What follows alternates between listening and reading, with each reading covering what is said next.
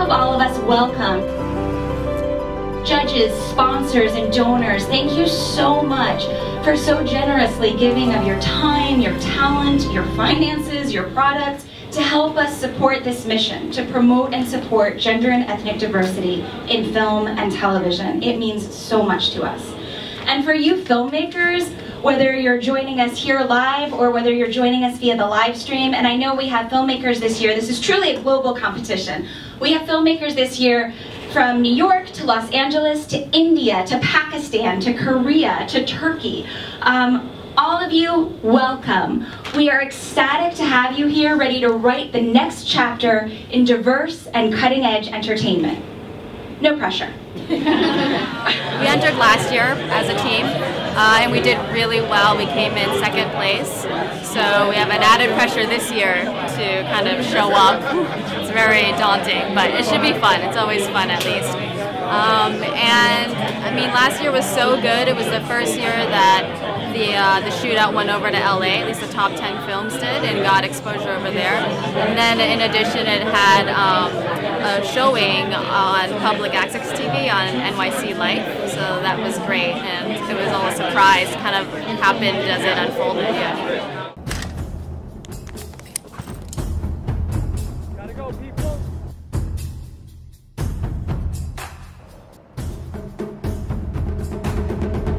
This festival is amazing for people like us and everybody as well. It gives equal rights for people with different backgrounds.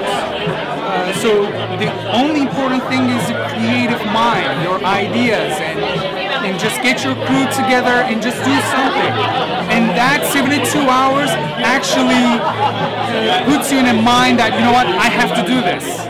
So I'm going to begin, guys, by asking all of you to make a superficial assumption. Pick a random person and make an instantaneous, snap judgment about what you think their nationality is. And note that I didn't say race or ethnic background.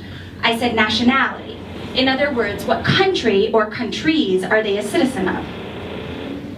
Okay, have you guys actually done it? Yeah? All right, I'm going to tell you guys my nationality. So I'm actually a citizen of 2 countries.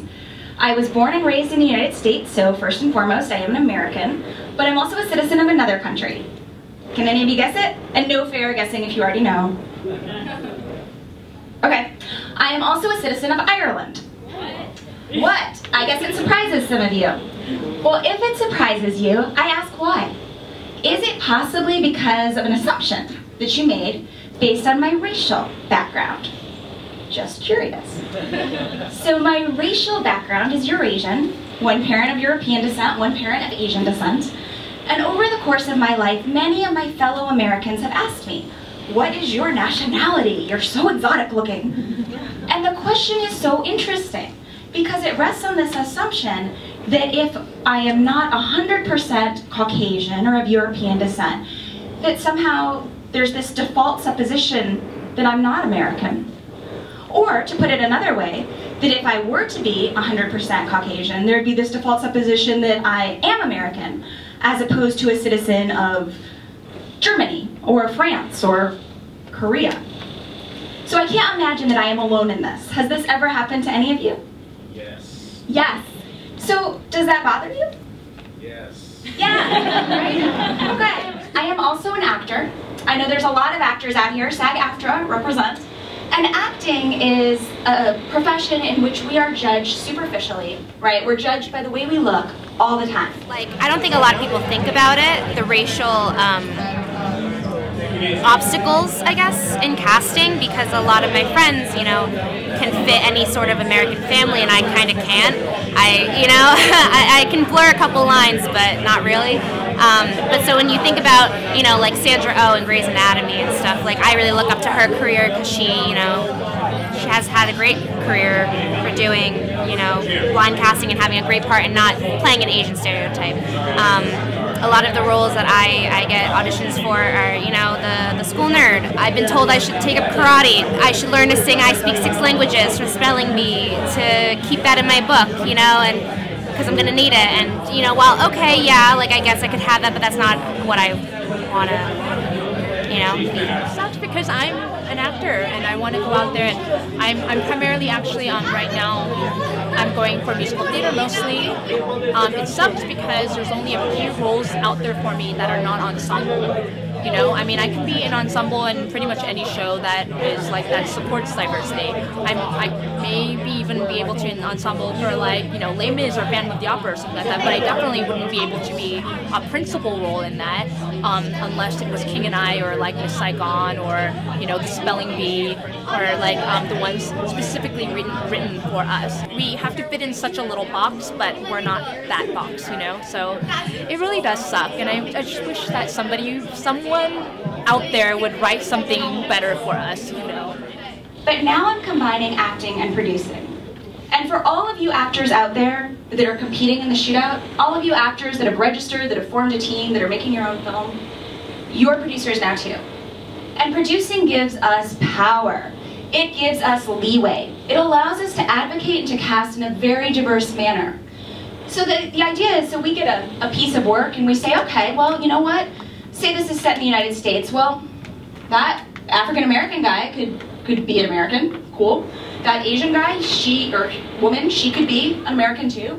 The Latino woman, she can be it. The Indian man, perfect. So it's your talent that gets you the role, not your color. Colorblind. I can see colors, and the world is made of color. Not just shades and hues, but in personalities and touch.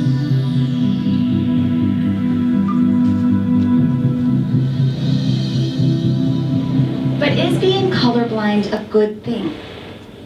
Is it even possible? So let me take you back to my first question, when I asked you to guess the nationality of a stranger standing near you. You don't have to say anything, you don't have to raise your hands, I'm not going to call anybody out. But just ask yourselves honestly whether race played a part in your guess. I'm not saying it's a good thing, not saying it's a bad thing, definitely not saying it's a neutral thing. Just asking. Now, one of the reasons that I advocate and that the Film Lab advocates both casting and crewing in a very diverse manner, in a way that celebrates the diversity that the United States has had historically, right throughout its history, is because perception becomes reality. Perception is important. What I mean by that is when mainstream media consistently portrays Asian American women as dragon ladies or geisha girls, or Asian American men as effeminate weaklings, African American men as thugs and gangsters, Latina women as unable to control their emotions, those crazy spitfires, Middle Easterners as terrorists, over and over and over. It creates a widespread perception, both consciously and perhaps more dangerously unconsciously, that at some level those characterizations are true, that they are actually real. That's why this is important, because you get to write your own role, and you're not writing things like I'm playing a Chinese masseuse, or I'm playing a hooker that is trading her body for citizenship, or what else have I gone in for? Opium den, concubine, prostitute. Like, all these things are rampant, right? And for an Asian American girl. Here, I get to write like she is the hero of the story, or she is the main love interest. You know, she's not a forensic scientist. Not always. People told me, you know, why are you going there? You're going to be the guy who's going to play terrorists. So there are obstacles but you can easily pass him by showing what you can actually do. In the casting world, I'm a hard type. That's what I've been told, and it's because I don't really fit the all-American white girl, but I don't fit the all-Asian girl, and so it's really hard for me to like kind of find where I fit in the industry. I don't think people realize how, you know, incorrectly we are depicted in, you know, in film and media. And I remember hearing Jennifer talk up there, and that there's just like a misconstrued image, and it actually subconsciously affects us. But in general, for the rest of us who's not Lucy Liu or like Sandra Oh, it's really it's such a tough industry to get into, and I feel like having that kind of voice of reason will help us, you know, kind of thrive, I suppose. So I think it's very important. And that makes it that much more important for people like you and people like me to come out here and support organizations like the Film Lab, to compete in competitions like the Shootout, to do what we can do to promote real, positive, and perhaps even more importantly, genuine perceptions of people of color in the mainstream media. Because in doing so, we reinforce our own perception. We reinforce the perception that color is good, that color is American. Well, one of the great things about being a filmmaker or a writer is that your work speaks for itself. And in that way, I think it's a way that we can transcend race. I think it's a way that we can transcend stereotypes. I think it's even a way that we can transcend racism, in that our movies speak for themselves, and they speak beyond the people who are behind them. Being here in New York, film festivals kind of seem like a dime a dozen. Asian American film festivals, not so much. You know, this is really one and only that if you don't have a big budget, but you have the desire to create something in which you can see people who look like you on screen, then this is really the avenue to go. And I think it's really, really important. And seeing that it's trending bigger every year is a really good sign. And I don't know if it has any direct correlation, but as far as network TV here in New York, we're seeing more and more people of Asian descent. So I think it's going in the right direction slowly but surely, and I'm hoping that this has some kind of effect on mainstream. Okay, it's 8 o'clock. Are you guys ready for this? So the theme for the 2014 72-hour shootout is the color of my hair. Excellent. Go! You got it? Build the post-it.